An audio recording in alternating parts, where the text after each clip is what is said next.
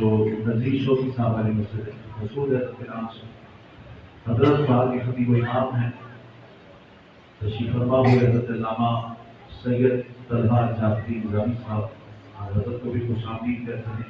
اللہ کریم ہمارے علماء کا سایہ ہمارے سب کو حاضر قائم فرمائے۔ بلا تاخیر حضرت علامہ طلحہ جعفری صاحب سے مدرس ہوں کہ حضرت اپنے ملفوظات عالیہ سے ہمارے قلوب و اذہان کو تشخیص فرمائے۔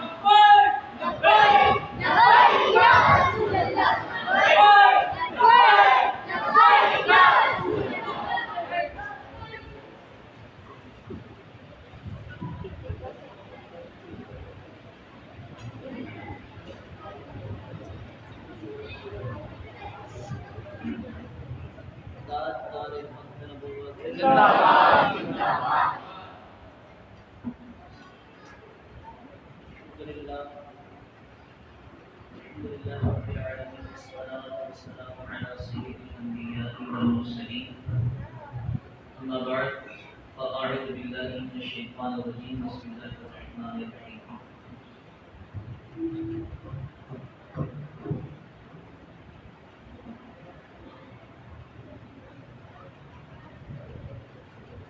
قال الله تبارك وتعالى في شأن حبيبه ما كان محمد أبا أحد من رجالكم ولكن رسول الله وخاتم النبيين وكان الله بكل شيء عليما صدق الله العظيم وقال رسول الله صلى الله عليه وآله وسلم كانت بنو إسرائيل تسوسهم الأنبياء كلما هلك نبي وخلقه نبي إنه لا نبي بعدي صدق رسوله النبي الكريم الأمين مولاي صل وسلم دائما أبدا على حبيبك خير الخلق كلهم يا رب بالمصطفى بلغ مقاصدنا واغفر لنا ما مضى يا واسع الكرام ووسع ذنب من في سرسام مدد طفل ايدي مدد كعبه مدد اور کیا مرتبہ ہے غوث کے بالا تیرا اونچے اونچوں کے سروں سے ہی قدم بڑھنا تیرا میرا خواجہ عطا رسول ہے وہ بہار چشت کا پھول ہے وہ بہار گلشن فاطمہ چمن علی کا نہال ہے۔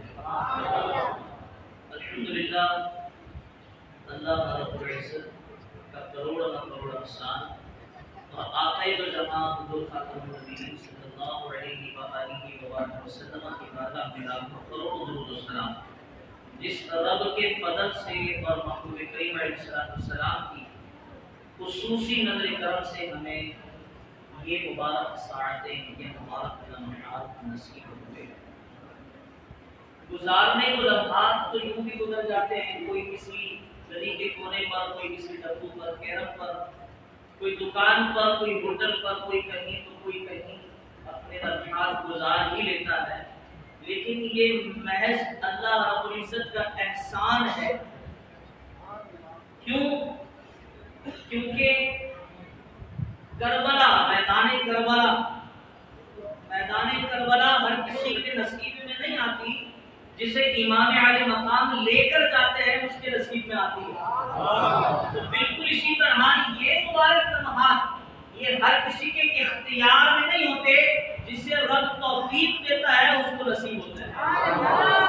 تو یہ اللہ رب العزت کا احسان ہے ہم پر کہ اللہ رب العزت نے ہمیں یہ توفیق عطا فرمائی،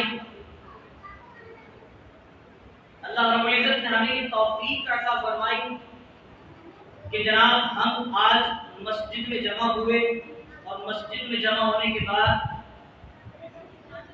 کسی عام شخصیت کا ذکر نہیں کر رہے، بلکہ حضور خاتم النبیین صلی اللہ علیہ وآلہ وسلم کی بارگاہ میں ذکر خیر کے طور پہ پیش کر رہا ہے۔ یہ ہماری خوش نصیبی ہے، اور ہمیں اس بات پر جب کبھی آپ یہ جملہ سنیں نا کہ ہم حضور کا ذکر کر رہے ہیں، جب یہ جملہ سنیں ہم حضور کا ذکر کر رہے ہیں، تو آپ سینہ چوڑا کر کے ایسے کہا کریں الحمدللہ۔ جب ہم حضور کا ذکر کریں سنیں تو آپ کیوں کہ الحمدللہ۔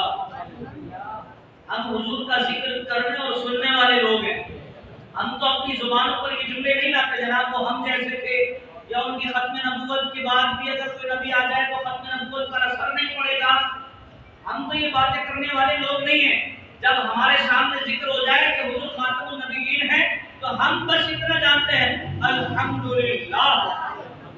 یہ اللہ کا احسان ہے کہ ہم خاتم النبیین حضور علیہ الصلوۃ والسلام کا ذکر کرتے ہیں اور ان نعروں کے ساتھ کرتے ہیں تاجدار ختم نبوت زندہ باد زندہ باد۔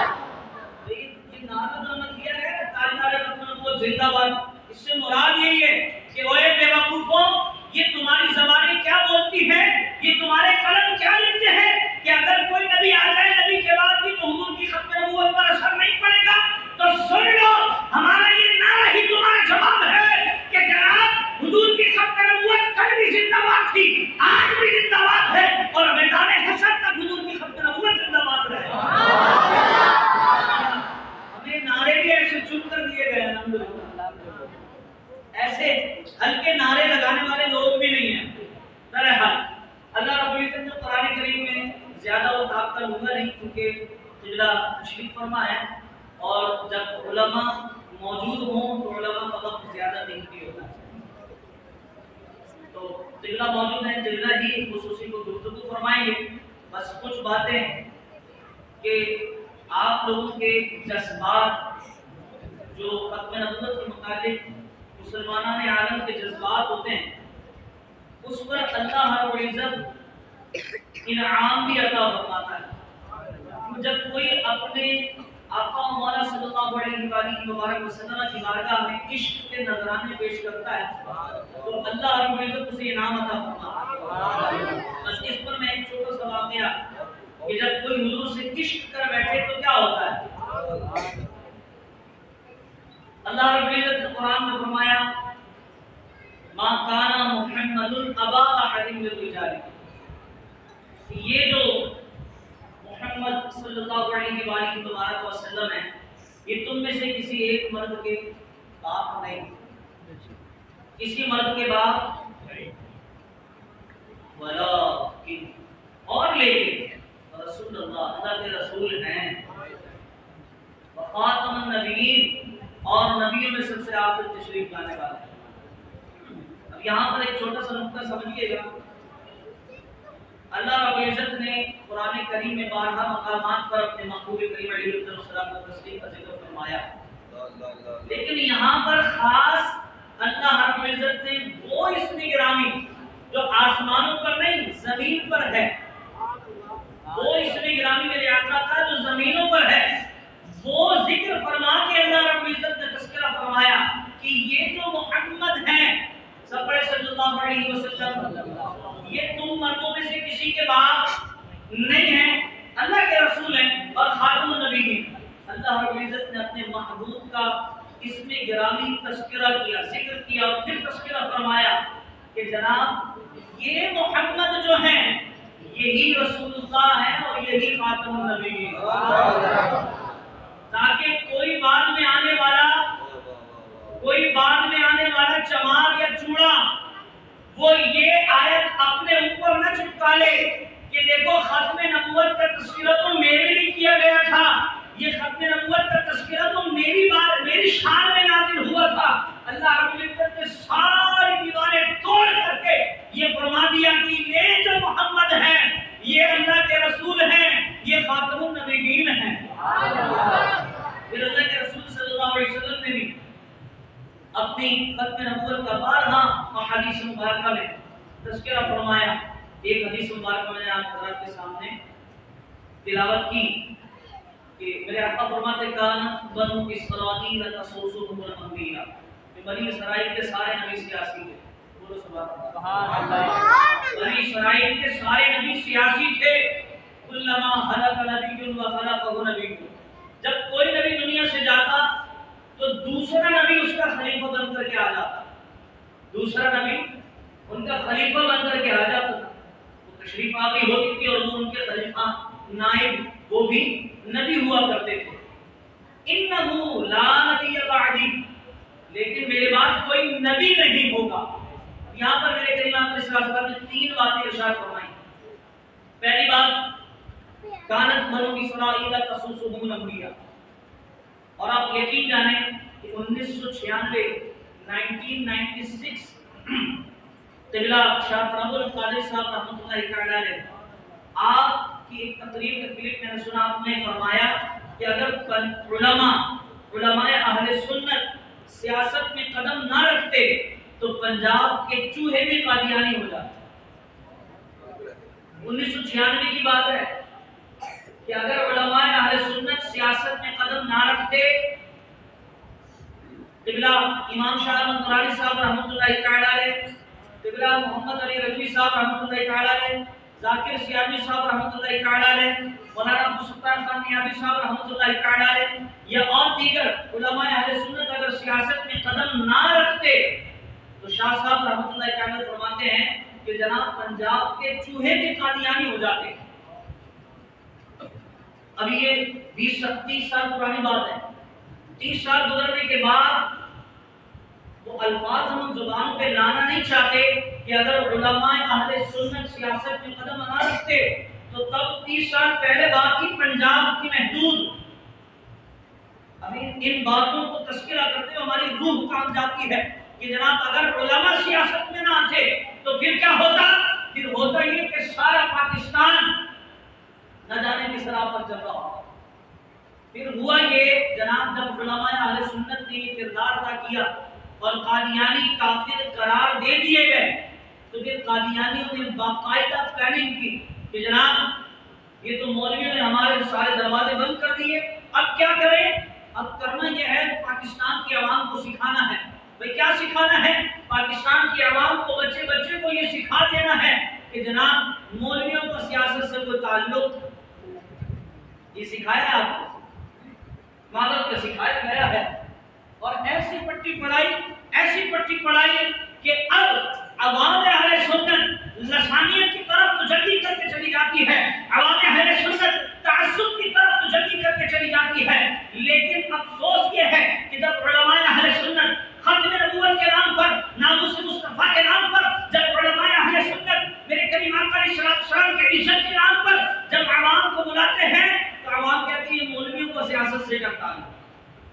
یہ چھوٹی بات نہیں ہے، ہمیں سکھائی ہوتا دیا نہیں، باقاعدہ پلاننگ کر کے کہ بھائی مولویوں نے تو سارے دروازے بند کر دیے، اب بڑی محنت کر کے اسمبلیوں میں قادیانیوں کے دلال جب آ گئے ہیں لہذا اب مولویوں کو آنے نہیں دینا.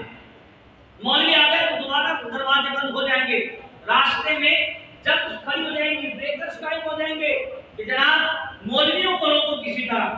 تو اللہ کے پیارے حبیب صلی اللہ علیہ وسلم نے واضح طور پر فرما دیا کانت بنی اسرائیل تسوسهم الانبیاء. اگر علماء ہی انبیاء کی سنت پر عمل نہیں کریں گے تو عوام کیسے چلے گا؟ بات سمجھ آ رہی؟ بھائی سب سے پہلے سنتوں پر عمل کرتا کون ہے؟ ظاہر سی بات ہے جو مقتدا ہوتا ہے. جب بھی پیچھے مقتدی چلتے ہیں اس کی اقتدا جبھی تو کی جاتی ہے، نہیں آگے اچھا آدمی ہے، سنتوں پر عمل کرتا ہے، بڑا نیک ہے، پرہیزگار ہے، لہٰذا اس کو ہی اپنا امام بنانا چاہیے. ایسا ہوتا ہے نا؟ تو میرے آقا نے فرما دی یہ سنت ہے اور اس سنت پر عمل کرنا ہے. دوسری بات فرمائی کلما ہلک نبی وخلفہ نبی، کہ جب کوئی نبی دنیا سے تشریف لے جاتے تو دوسرے نبی جو آتے وہ ان کے خلیفہ ہوا کرتے. یہ سیکوینس بھی بتا دی کہ ہر نبی کے بعد ایک نبی آیا ہے اور وہ اپنے کا خلیفہ بن کر کے آیا ہے. تیسری بات فرمائی انہ لا نبی بعدی، اور میرے بعد کوئی نبی نہیں آئے گا، میرے بعد کوئی نبی نہیں آئے گا. یہاں کالے پیلے نیلوں کو بھی جواب میرے آقا نے دیا، بولے سبحان اللہ. کہا گیا میرے بعد کوئی نبی نہیں آئے گا، میرے بعد خلیفہ آتے رہیں گے. جب کوئی بات کی جائے تو اس کا مطلب ہوتا ہے کہ یہ بات ہے اور کسی بات پر خاموشی اختیار کر لی آپ علیہ السلام نے خلافہ کے بارے میں نہیں فرمایا کہ میرے بعد خلافہ نہیں ہوں گے، فرمایا میرے بعد نبی نہیں ہوں گے، خلافہ تو ہوں گے میرے بعد نبی نہیں ہوں گے۔ انہ لا نبی بعد کلما خلق نبی خلق نبی، کہ میرے بعد نبی نہیں ہوں گے۔ یہ تو بنی اسرائیل کے نبی تھے، جب ایک جاتا تو دوسرا ان کا خلیفہ نبی بن کر آ جاتا تھا، لیکن انہ لا نبی بعد، میرے بعد کوئی نبی آنے والا، میرے بعد کوئی نبی آنے والا نہیں ہے۔ یہ میرے کریم آقا علیہ السلام نے ارشاد فرما دیا۔ تو لہذا ہم نے حضور کے ختم نبوت پر بھی پہرا دینا ہے، خلفائے راشدین کی خلافت پر بھی پہرا دینا ہے، اور ہم دیتے ہیں، دیتے رہیں گے انشاءاللہ۔ اب آپ جو یہ کام کر رہے ہیں اس پر اللہ رب العزت، آپ دل میں یہ سوچیں کہ ہم اتنی محنت کر تو رہے ہیں لیکن ہمیں نتیجہ کیا ملتا ہے؟ ہم حضور علیہ السلام سے عشق تو کر رہے ہیں لیکن ہمیں نتیجہ کیا مل رہا ہے؟ تو سنیے جناب، بڑی ہی پیاری بات ہے۔ ایک کم سن صحابی جن کی عمر 10 یا 11 سال، کتنی عمر؟ 10 یا 11 سال، اور اس میں گرامی حضرت طلحہ بن برا رضی اللہ تعالی، حضرت طلحہ بن برا رضی اللہ تعالی کم سن صحابی ہیں۔ میرے کریم آقا علیہ السلام کی بارگاہ میں حاضر ہو گئے، اور حاضر ہونے کے بعد آپ نے حضور علیہ السلام کے دست مبارک پر بوسہ لیا،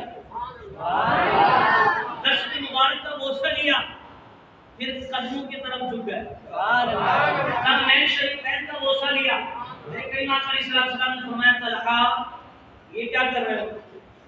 اس وقت کوئی کہنے والا یہ نہیں تھا کہ طلحہ کیوں چوم رہے ہو، یہ تو شرک ہو رہا ہے۔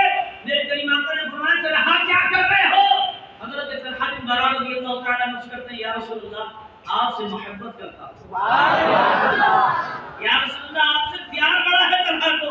میرے کریم آقا نے فرمایا طلحہ بڑا دعویٰ کر رہے ہو، دلیل بھی دینی پڑے گی، دعویٰ بہت بڑا ہے، دلیل بھی دینی پڑے گی۔ حضرت طلحہ بن برا رضی اللہ تعالیٰ عنہ نعم دیکھیں جو آپ حکم کریں۔ میرے کریم آقا فرماتے ہیں اگر تم واقعی ہم سے محبت کرتے ہو تو جاؤ جا کر کے اپنے والد کا سر کاٹ کر دو۔ دعویٰ بہت بڑا تھا، عشق مصطفیٰ۔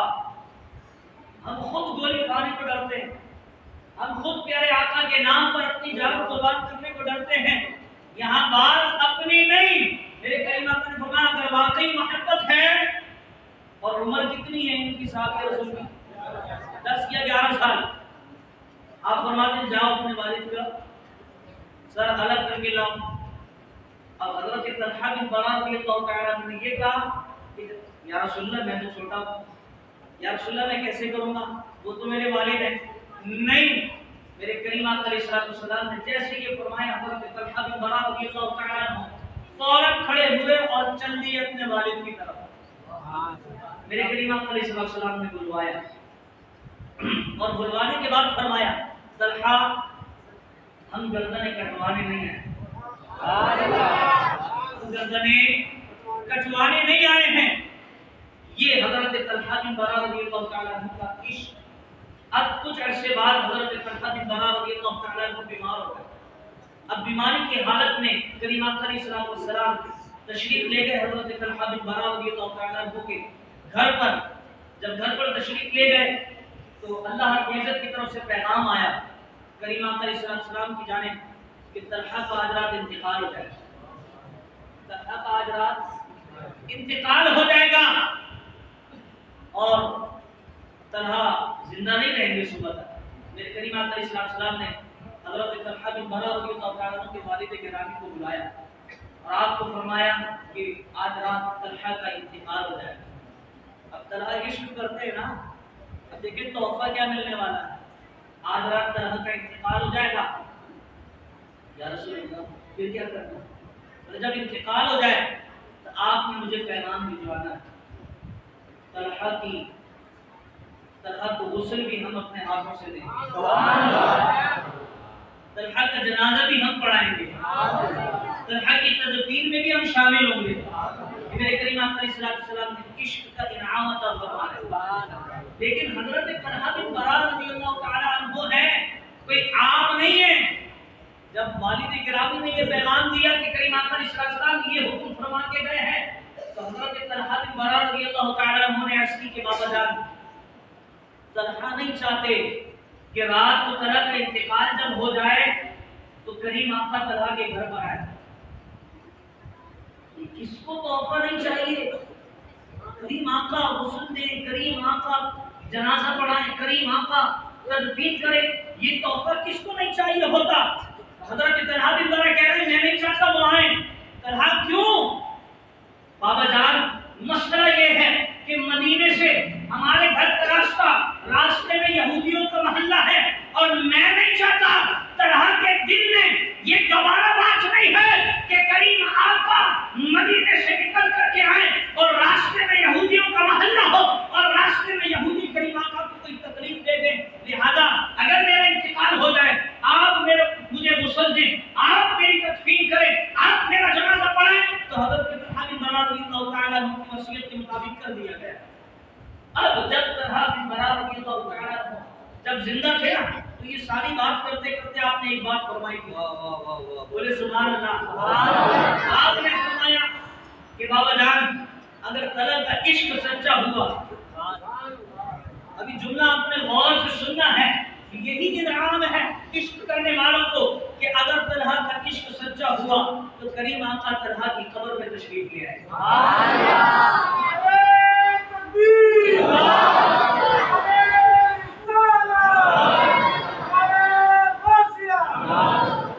یہی انعام ہے کہ اگر طلحہ کا عشق سچا ہوا تو کریم آقا طلحہ کی قبر پہ آ جائیں گے. حضرات گرامی قدر بات یہ ہے کہ جب طلحہ بن برا رضی اللہ تعالیٰ عنہ کے ساتھ یہ سارے معاملات ہو گئے، آپ کی تجہیز و تکفین کے سارے معاملات طے پا گئے، جب کریم آقا تک خبر پہنچی میرے کریم آقا علیہ السلام گھر پر تشریف لائے اور کہنے لگے، فرمانے لگے طلحہ کی قبر کہاں ہے؟ ہم طلحہ کی قبر پہ جانا چاہتے ہیں. جو عشق کرتا ہے اسے کریم آقا انعام یہ دیتے ہیں. لہذا کبھی بھی اپنے دلوں میں یہ بات نہیں لانی کہ ہم قربانیاں بھی دیں، ہم عشق مصطفیٰ میں سرشار رہیں، ہم عشق مصطفیٰ میں جانے لگیں، ہم اپنے مال لٹائیں، اپنا گھر بار ہم لٹا دیں، لیکن ہمیں انعام کیا ملے گا؟ ہمیں انعام کیا ملے گا؟ جو طلحہ بن برا رضی اللہ تعالیٰ عنہ کو ملا ہے اس کی خیرات ہمیں ضرور ملے گی. بس اپنا عقیدہ یہ بنا لیں کہ ہمیں انعام کیا ملے گا جو طلحہ بن برا رضی اللہ تعالیٰ عنہ کو ملا ہے. کریم آقا قبر پہ آئے. ایک تو قبر پہ آنا یہ ہوتا ہے کہ یہ کون ہے؟ ماں کنت تقولوا فی حقی ھذا الرجل. ایک تو یہ ہوتا ہے نا کہ یہ کون ہے، ان کے بارے میں دنیا میں کیا کہتا تھا. ایک یہ ہوتا ہے اور ایک قبر پہ آنا یہ ہوتا ہے کہ یہ ہمارا عاشق ہے، خبردار اس کو کچھ مت کہنا. ایک وہ ہوتا ہے قبر پہ آنا، ایک قبر پہ آنا یہ ہوتا ہے. تو آپ یقین جانیں اور اپنا ایمان پختہ کرنے جناب ہم عشق مصطفیٰ والے ہیں.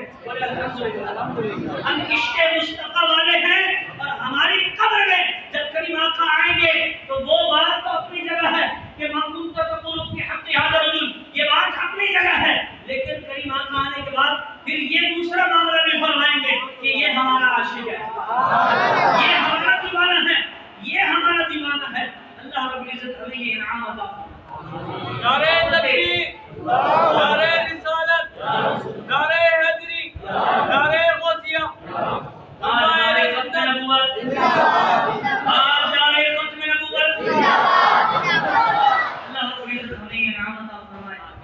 حضرت طلحہ بن برا رضی اللہ تعالی عنہ کے صدقے ہمیں ان کی عشق کی خیرات نصیب ہو جائے اور ان کی عشق کی خیرات حاصل کرتے ہوئے ہمارے سینوں میں بھی عشق مصطفیٰ پیدا ہو جائے. اے کاش کہ ہماری نسلوں تک یہ عشق مصطفیٰ پیدا ہوتا رہے. اللہ تبارک و تعالیٰ جو کچھ ہم نے سنایا جس میں اگر کوئی غلطی ہوئی ہے تو اللہ رب العزت معاف فرمائے، رحم فرمائے. اور آپ تمام حضرات اگر کوئی بات ہماری غیر گزری ہو تو آپ درگزر سے کام لیجیے گا. اللہ تبارک و تعالیٰ قبول فرمائے. اللہ تعالیٰ الحمدللہ.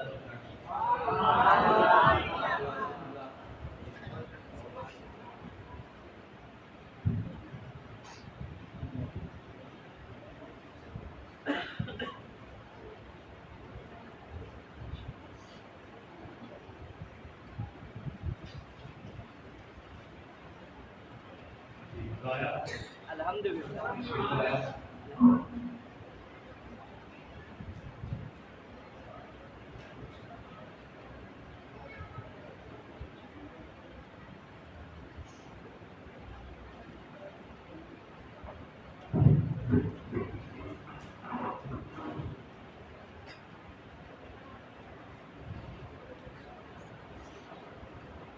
الحمدللہ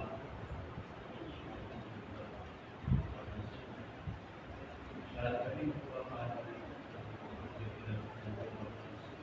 میرے بات مزید ایسے ہی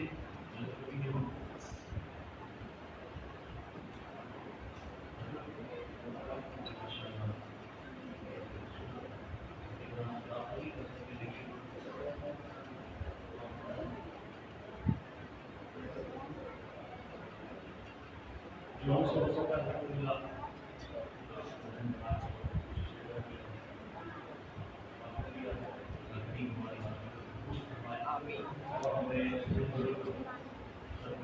کام کرنے کی توفیق دوران خطاب جامع مسجد نبوی کے علامہ شفیق اطاری صاحب تشریف فرما ہوئے ساتھ میں نائب امام جناب قاری علی الرحمان صاحب تشریف فرما ہوئے اور حضرت مدری نعرہ تکبیر نعرہ رسالت پاکستان علامہ قاری آصف حسین سعیدی صاحب ہماری دعوت میں تشریف فرما ہوئے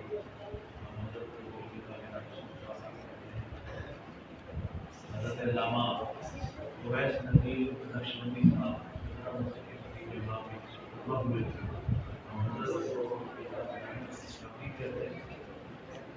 الحمد للہ یہ گلدستہ ہمارے یہاں سجا ہے یہ ہمیں یہ سعادت کا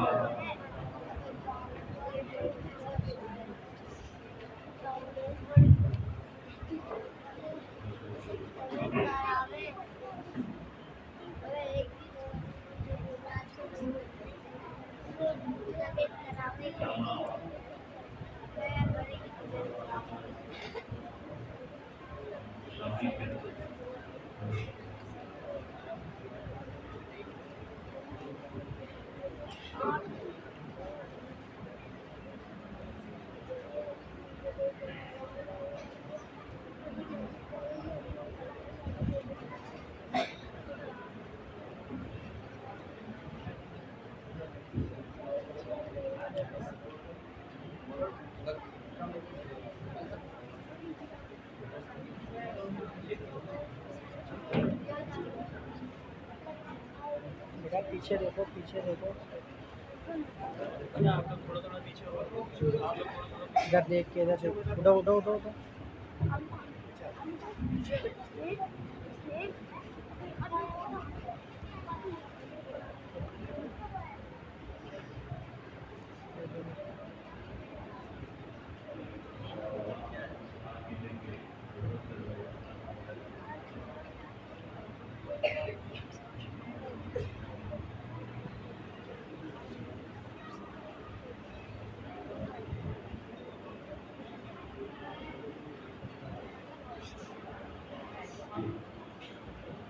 بلا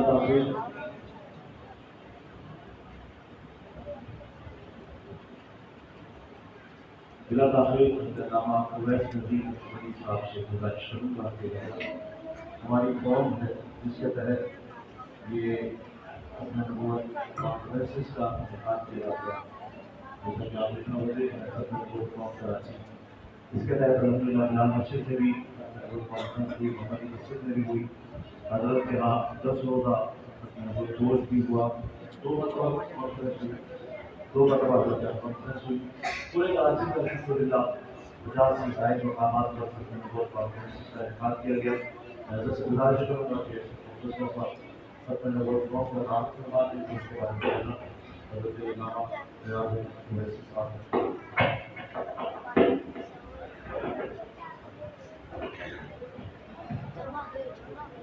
الحمدللہ